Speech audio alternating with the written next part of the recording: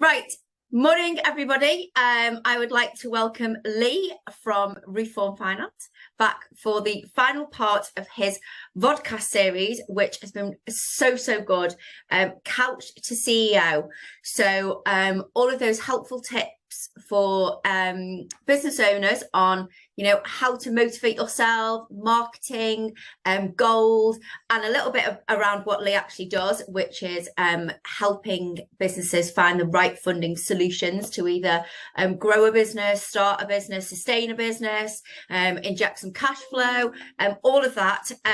But Lee's been really good and not just focused on that, because he's got a wealth of experience from personal experience being in a band, and also personally setting up his own business and having businesses that he'd set up and failed as well, and then set a very successful business up. So he's been really good and given us a breadth of experience around all of this, and not selfishly focused on just trying to build his business. So thank you so much for that. I do really appreciate it, because you could have just talked about what you do and help to grow your own business, but what you've actually done is helped other business owners hopefully grow their business or start a business, or even motivate them just to keep going. So today is the final one, and I understand today is going to be about all that all important mindset.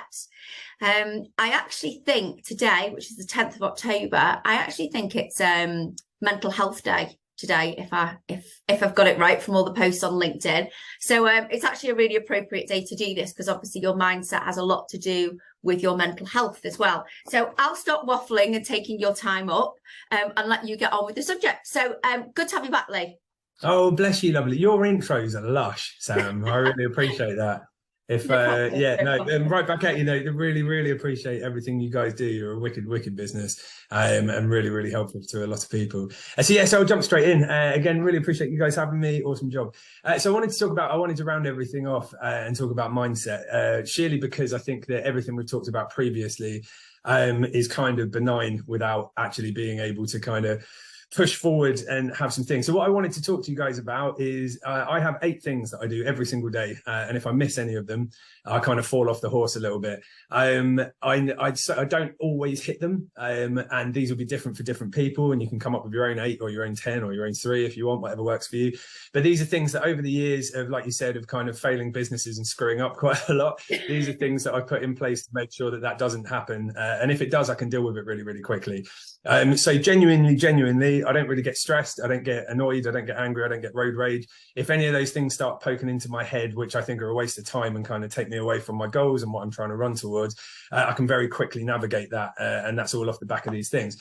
So I'll give you these 8 and I'll talk about them very quickly.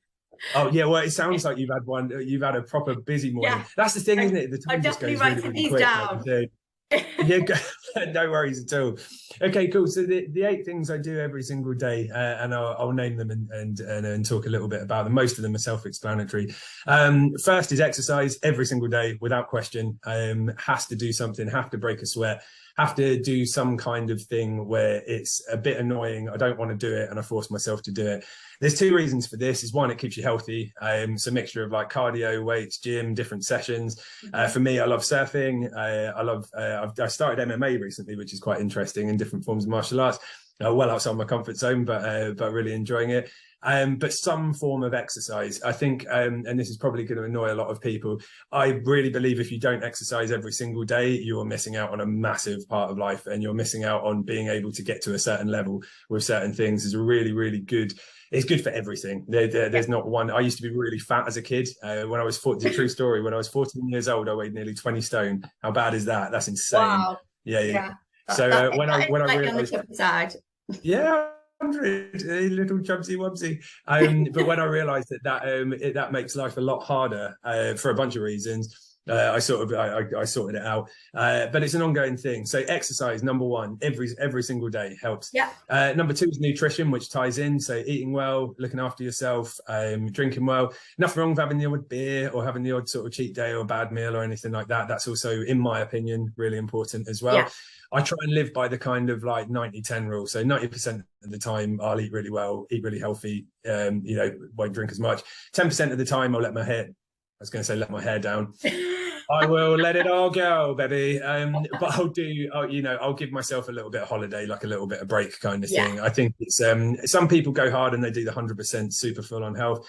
Whatever works for you, everyone is completely different. It's all about finding what works for you. But yeah, so exercise, nutrition. Yeah. Number 3 is to hustle. I have Okay. this, and these aren't in order. These are just things that I think are really important. Number 3 is hustle, which, AKA move the needle towards the goal that you're looking for. That can be loads of little mini goals that you do each day. It might be the massive goal you're working on for the next year, the next 5 years. It might be you're trying to exit your company. It might be that you want to get married. It might be that you want to have kids or raise your kids, or whatever it is. Those big goals for me is all under hustle. And what I mean by that is putting that work in, putting that absolute hard graft and grind. I think it's really important to be able to visualize things and be like, right, cool, I can see myself doing that and I want to do that. But without action, it's nothing. So I write my goals down most days as well.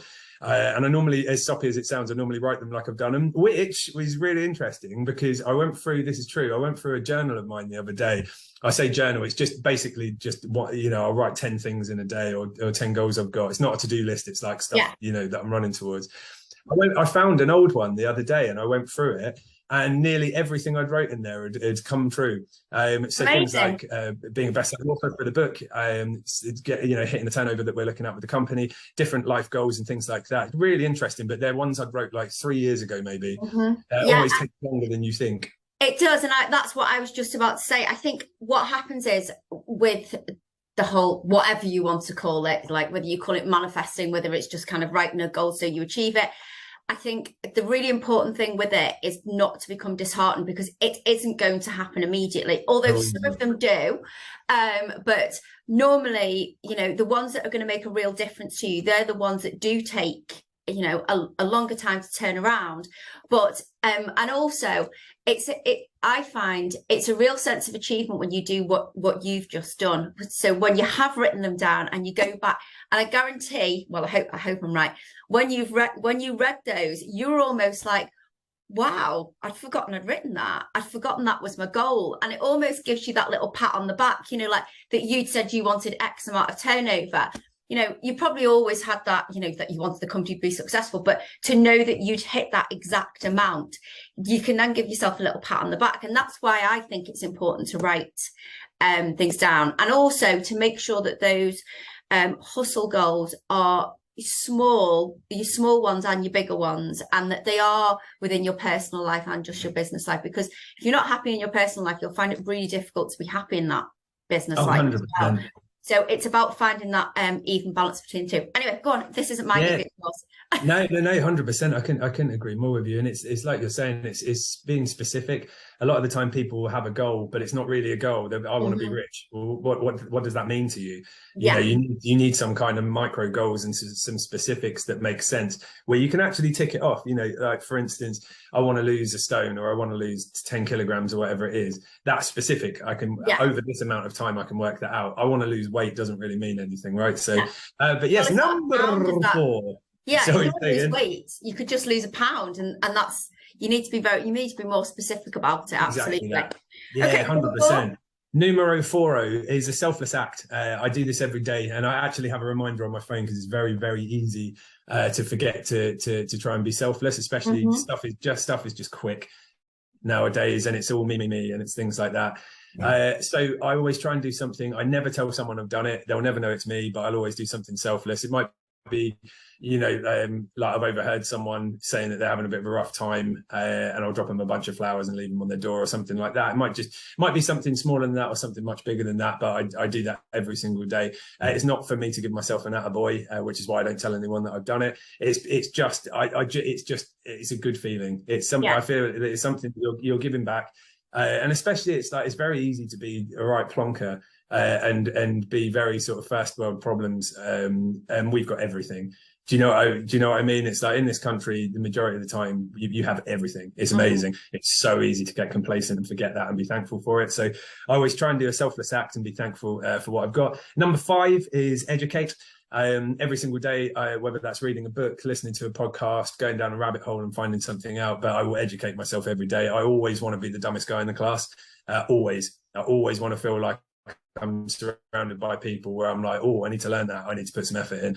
As soon as I kind of sort of feel that I'm not learning something, I start to get a bit stagnant, and I don't work in the same way. I like feeling dumb, if that makes sense, because it means I've got somewhere to go.